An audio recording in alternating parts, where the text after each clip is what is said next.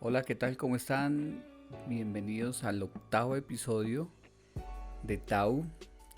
Este es el tercer o la tercer parte del primer estudio que hago en mi podcast sobre la teología. Es este estudio y esta tercer parte se llama La teología sistemática y el evangelio. En el episodio de hoy quiero contarles qué es esta teología sistemática y mencionar cada una de ellas asociándola con el evangelio para que veamos de qué forma y por qué en realidad viene siendo tan importante tener claro qué es y cuáles son esos temas que trabaja la teología sistemática. Entonces lo primero es definirla. Para hacerlo sencillo, la teología sistemática es el estudio de Dios de una forma organizada a través de todas las escrituras. Vimos el episodio anterior en teología bíblica y el evangelio, que la teología bíblica es el estudio de Dios y el estudio de los temas principales de toda la escritura que unen toda la historia bíblica, todo el panorama divino. A diferencia de esa teología bíblica, la teología sistemática no toma un tema particular que abarca toda la escritura, sino que toma temas o doctrinas fundamentales que encontramos en la escritura y hace un estudio a lo largo de toda la Biblia. ¿Para qué nos sirve esta teología sistemática? Nos sirve para organizar conceptos bíblicos que tenemos, para tener claro qué dice la Biblia con respecto a diferentes temas. También nos ayuda a corregir diversos errores doctrinales en este tiempo del mundo evangélico en el que vivimos hoy en día, que cualquier opinión o cualquier versículo sacado de un contexto se puede volver una enseñanza que en realidad no tiene un fundamento claro y bíblico. Un ejemplo claro es el tema de atar demonios. Para ese pasaje se utiliza un verso que está en Mateo, donde dice que todo lo que atamos en el cielo queda atado en la tierra y que todo lo que atamos en la tierra queda atado en el cielo. Cuando uno mira el contexto del pasaje, no está hablando de demonios, está hablando de la disciplina que debe ejercer la iglesia sobre una persona que hace parte de la iglesia o del cuerpo de Cristo, la forma en que debe proceder, y después de terminar unos pasos que el Señor da, la definitiva es: si esa persona no se somete a la disciplina, pues entonces a la iglesia se le da la autoridad espiritual de expulsarlo del cuerpo de Cristo, porque es evidente que no está siendo coherente con su fe y espiritualmente esa persona queda desligada, desatada de la iglesia. Entonces, al no tener una referencia clara de una doctrina como la de los demonios, pues creemos que eso sirve para justificar el ir y atar demonios cuando hacemos una oración, o en algunos lugares lo llaman intercesión o guerra espiritual. Pero la teología sistemática nos ayuda a corregir esos errores, en el sentido que la teología toma una enseñanza como estas o cualquier otra que ya les voy a mencionar y empieza a estudiarla a lo largo de todas las escrituras.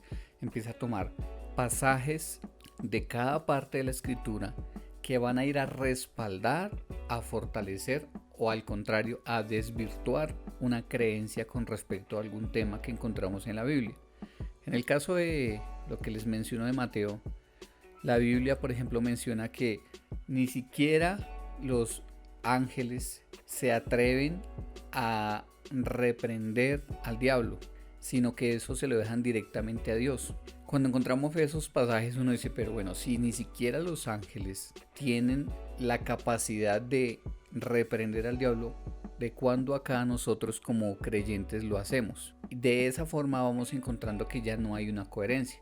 Pues la teología sistemática hace eso por nosotros, nos organiza un tema y nos busca claridad y sustento bíblico para definir y aclarar esos temas a lo largo de toda la escritura. Por eso es que esta parte de la teología, claro que las otras también, pero en específico esta nos ayuda con temas doctrinales muy puntuales. que nos ayudan a fortalecer ideas y nos ayudan a corregir errores. La teología sistemática nos ayuda a hacer un estudio organizado de temas fundamentales para la vida y la práctica de la fe del creyente. Entonces, dentro de las doctrinas fundamentales que la teología sistemática nos enseña está, por ejemplo, la doctrina de las escrituras. Entonces ahí estudiamos lo que la Biblia dice de sí misma, que es martillo, que es fuego, que es inspirada, que es revelación, bueno, un montón de situaciones que la Biblia nos habla y nos aclara en dónde lo dice, cuáles son las características, los atributos de la escritura, y de esa forma él va desarrollando la doctrina de las escrituras. ¿Por qué dentro de teología sistemática la primera es la doctrina de las escrituras? Porque todo debería empezar por Dios, preguntaría uno.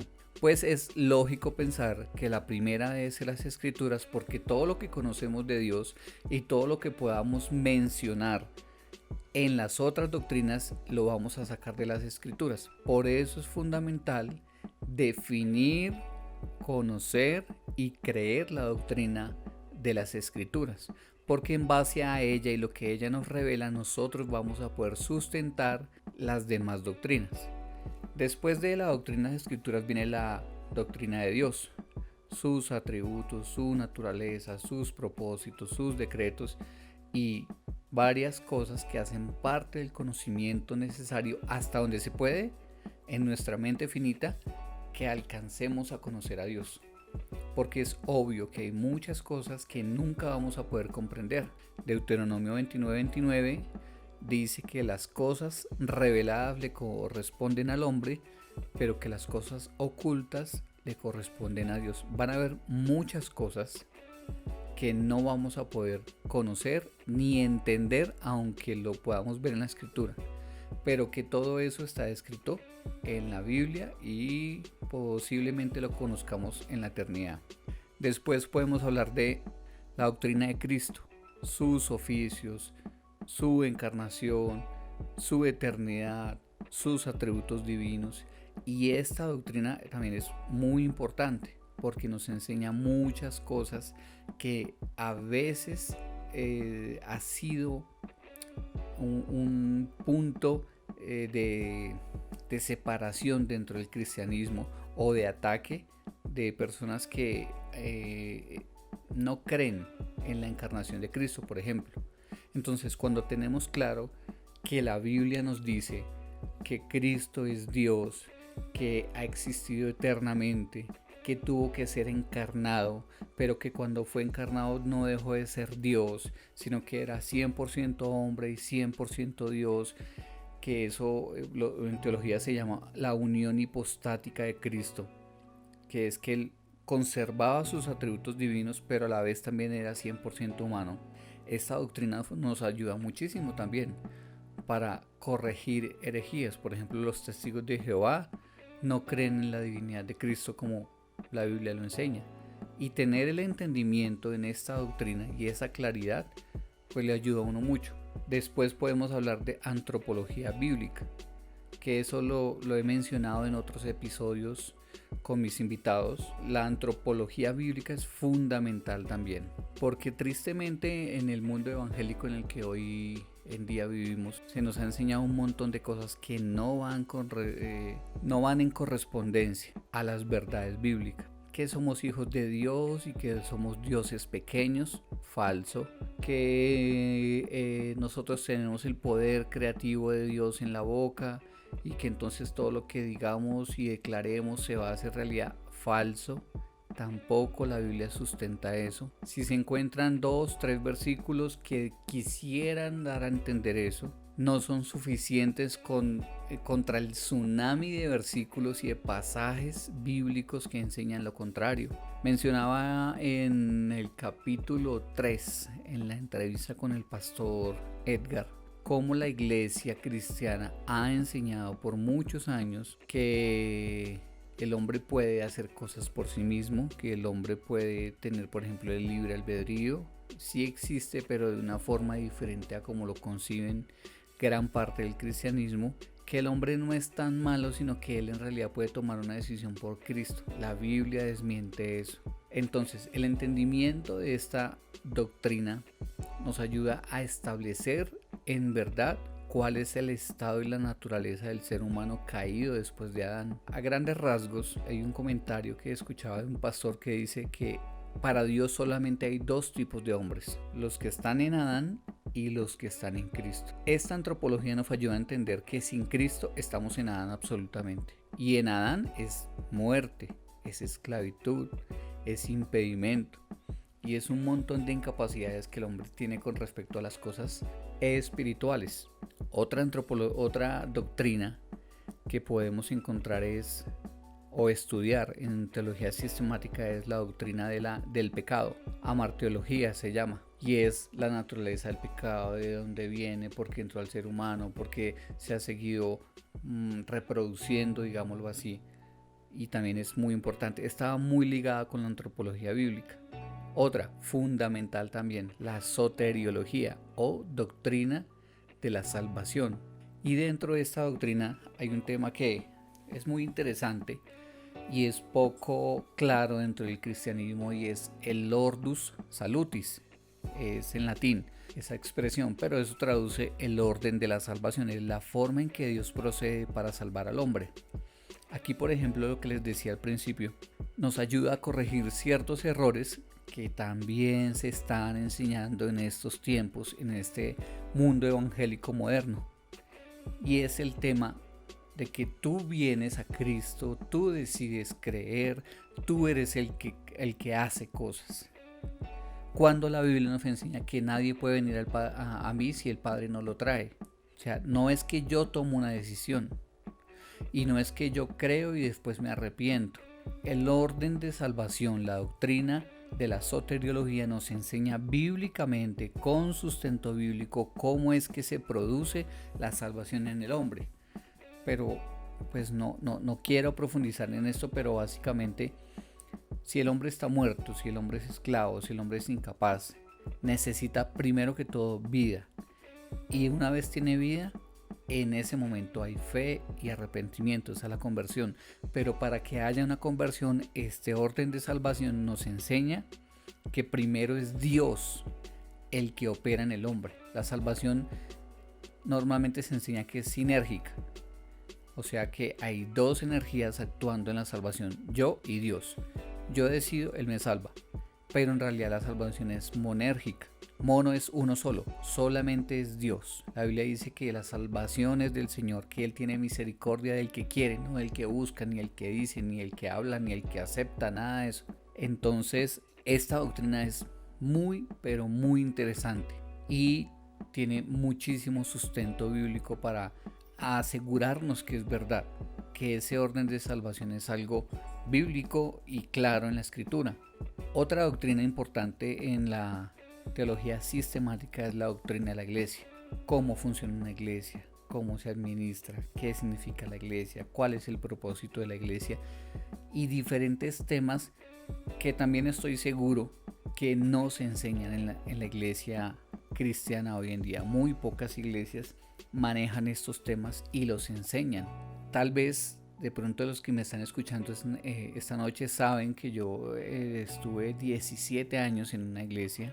Y en 17 años que estuve en esa iglesia, nunca me enseñaron nada de eclesiología.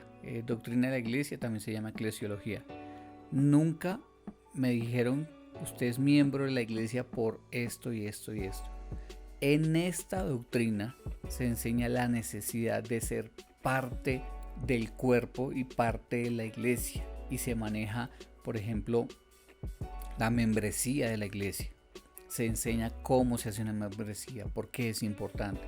Pero por ejemplo, yo estuve 17 años y nunca me enseñaron qué era eso, pero es una parte fundamental. Y otra doctrina importante es la doctrina de los tiempos futuros. Esta doctrina pues es también una que se ha enseñado de alguna forma confusa.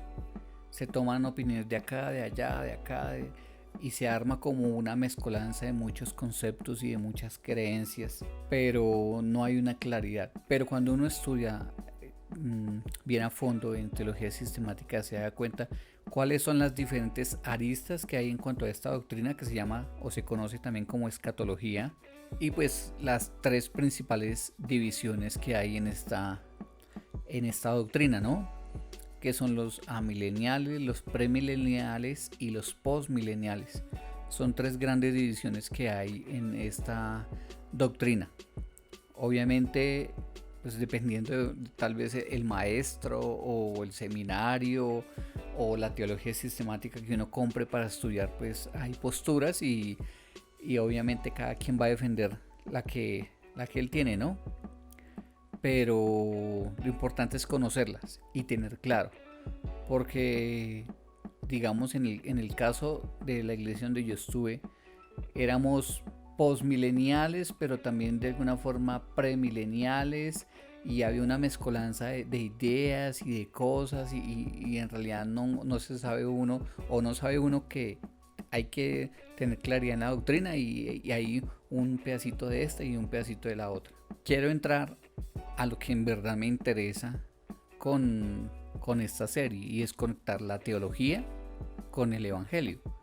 ¿Qué tiene que ver la teología sistemática con el evangelio? Pues voy a empezar a pasar de nuevo por las que ya mencioné y la voy a ir conectando con el evangelio.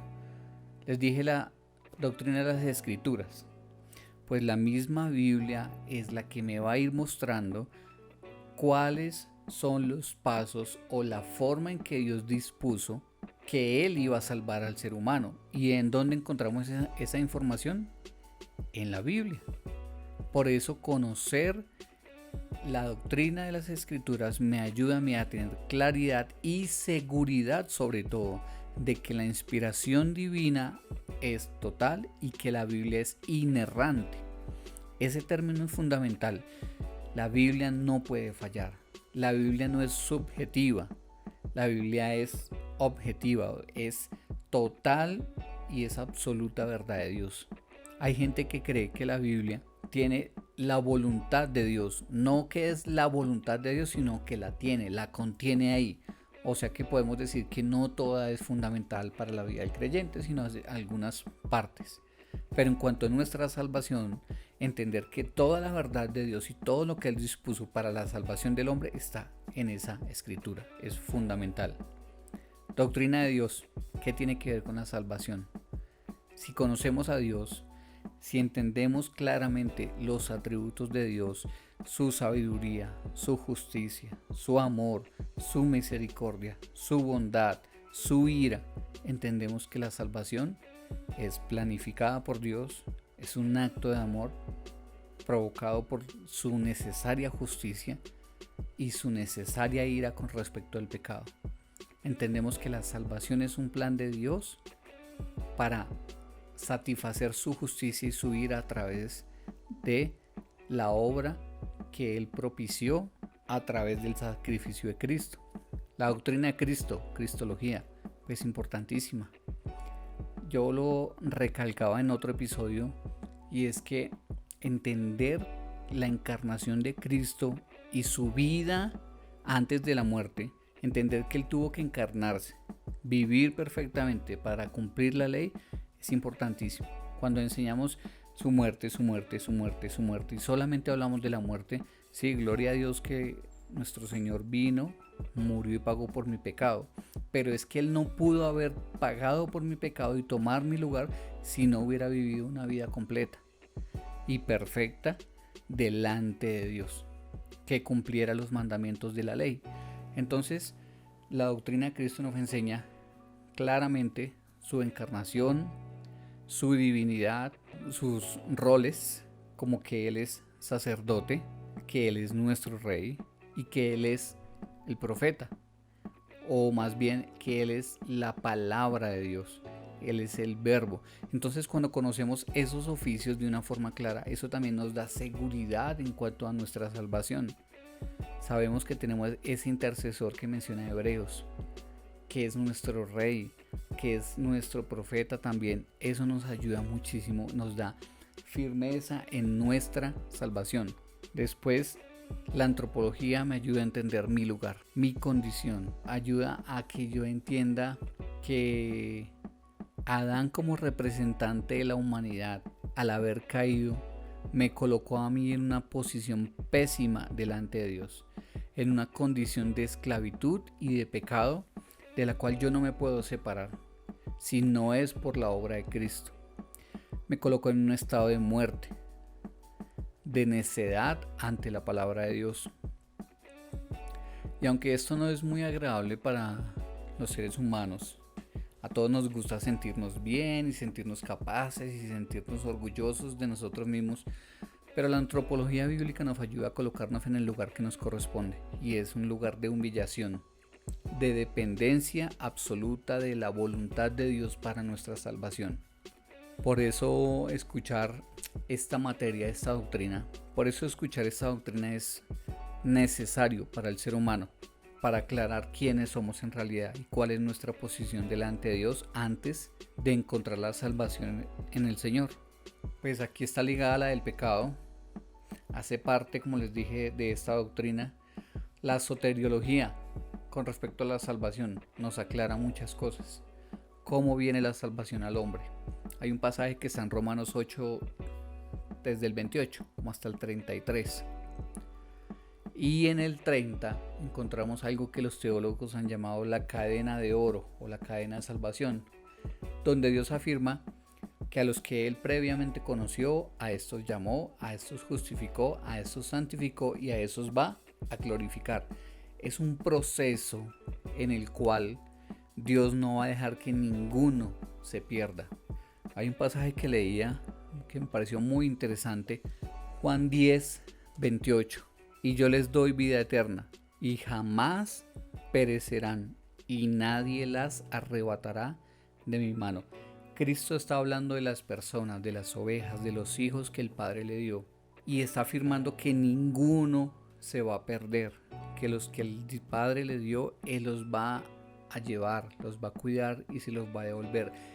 Y más adelante dice, y los resucitaré en los últimos días, o bueno, cuando Él vuelva, los va a resucitar. Entonces, la doctrina de la soteriología nos enseña cuál es el orden, cómo procede Dios, quién es el que genera la salvación. Y esto nos ayuda a entender muchas cosas que a veces tenemos versículos en la cabeza, pero no los sabemos organizar.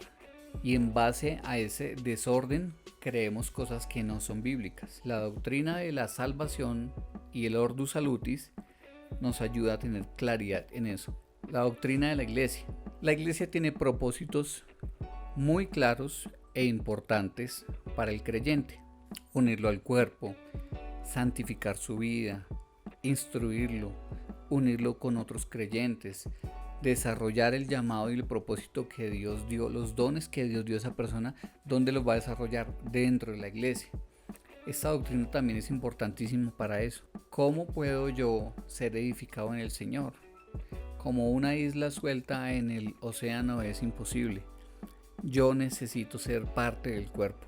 No todos somos manos, no todos somos ojos, todos tenemos dones diferentes y en la iglesia es donde podemos desarrollarlos. Pero necesito entender qué es la iglesia, para qué Dios la constituyó, de qué forma me debo manejar dentro de la iglesia, de qué forma se administra una iglesia.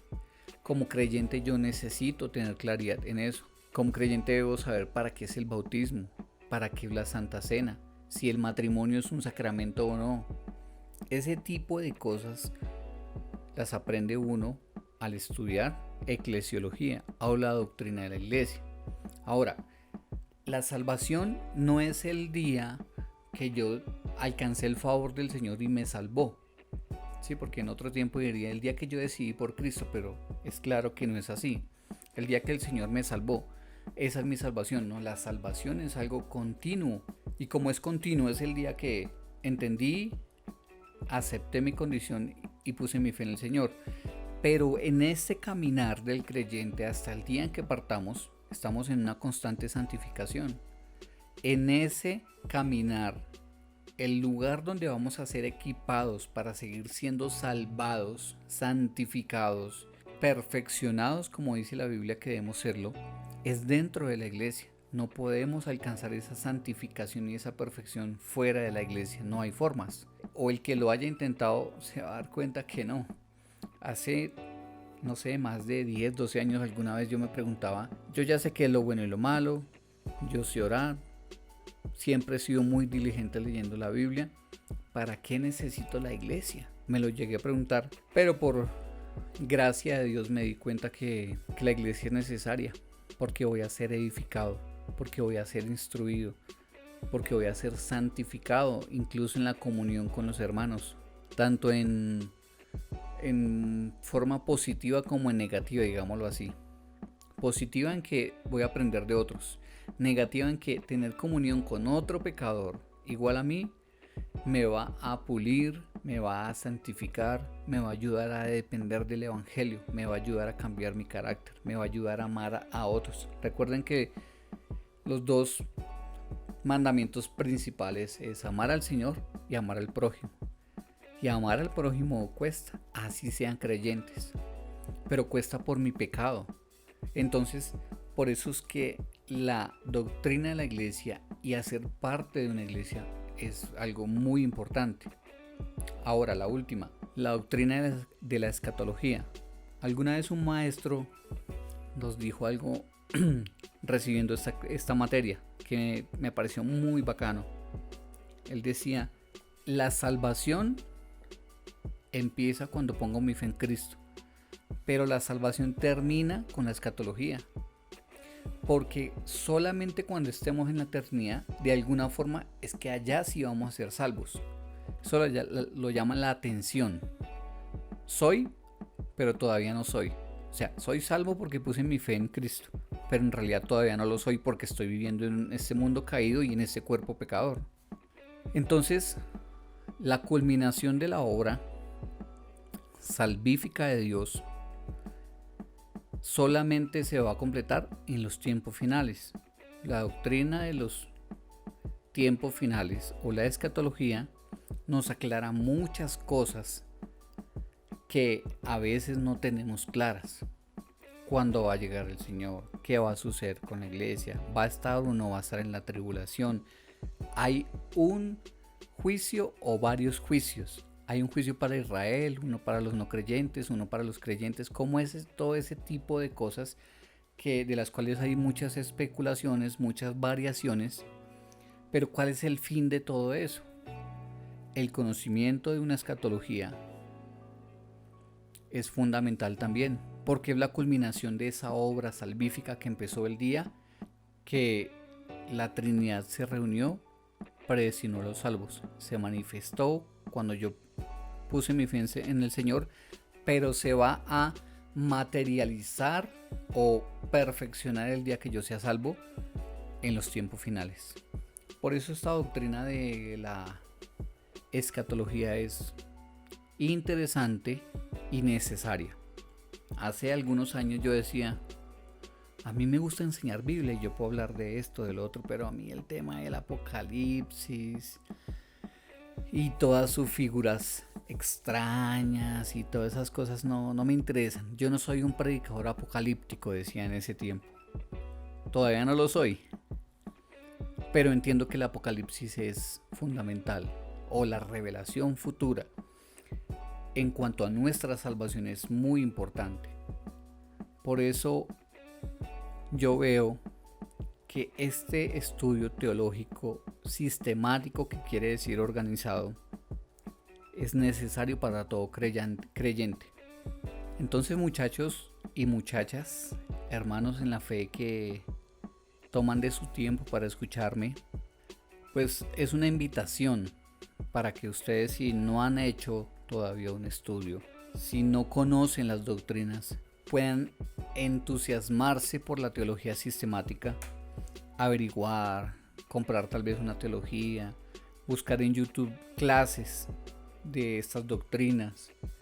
Aún si me conocen o si me quieren dejar un comentario en las redes sociales, en YouTube, me pueden dejar un mensaje y hasta donde yo les pueda ayudar les colaboraría, les dejaría información porque la idea es que todo creyente tenga claridad en esto. De nuevo les doy las gracias por acompañarme en este episodio. Los invito a que compartan, a que se suscriban al canal si no se han suscrito, que inviten a otras personas a las cuales de pronto este audio les pueda ayudar de alguna forma, les pueda bendecir, que estén muy pendientes de las entrevistas que he visto que han tenido harta acogida, pero también de los episodios donde voy yo solo, porque la intención es aclarar o enseñar cosas que a veces no se han enseñado dentro de las iglesias. Si en algo también de pronto me equivoco, también pueden dejar los comentarios.